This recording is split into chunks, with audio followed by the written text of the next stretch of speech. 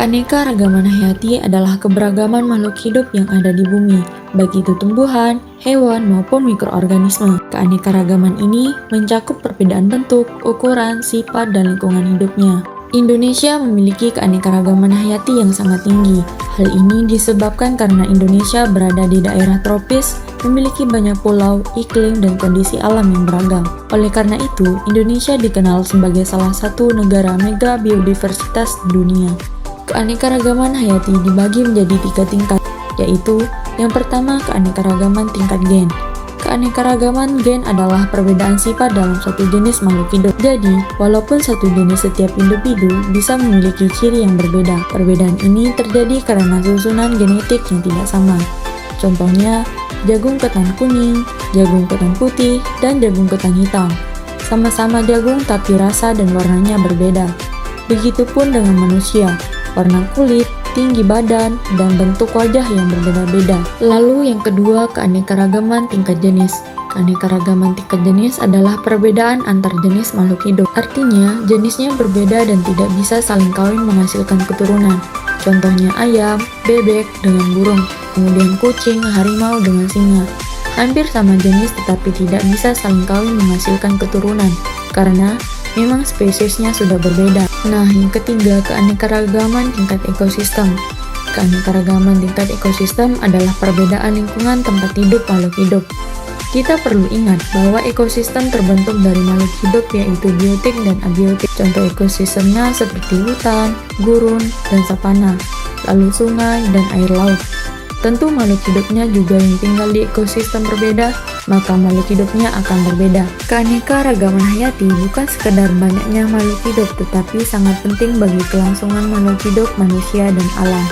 Tanpa keanekaragaman hayati, kehidupan di bumi tidak akan seimbang. Oleh karena itu, kita harus kenali manfaat keanekaragaman hayati. Ada pula manfaat keanekaragaman hayati yang pertama sebagai sumber pangan, yang dimana hampir semua makanan yang kita konsumsi berasal dari keanekaragaman hayati.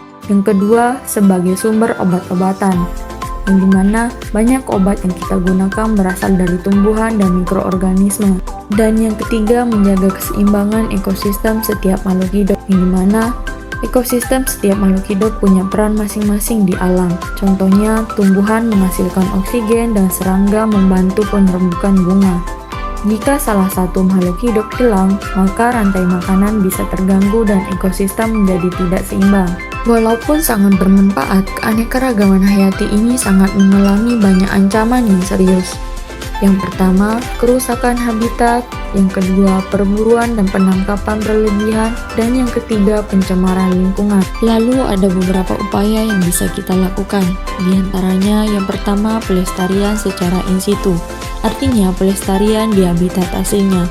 Contohnya, cagar alam, taman nasional, suaka marga satwa. Tentu cara ini penting agar makhluk hidup tetap hidup di lingkungan alaminya. Yang kedua, pelestarian secara ex situ. Artinya pelestarian di luar habitat aslinya. Contohnya, kebun binatang dan kebun raya. Biasanya dilakukan untuk makhluk hidup yang populasinya sangat sedikit. Lalu yang ketiga dengan cara penghijauan atau reboisasi. Menanam kembali di hutan yang gundul tentu memiliki banyak sekali manfaat, diantaranya mencegah banjir dan longsor, menjadi tempat hidup hewan dan menghasilkan oksigen.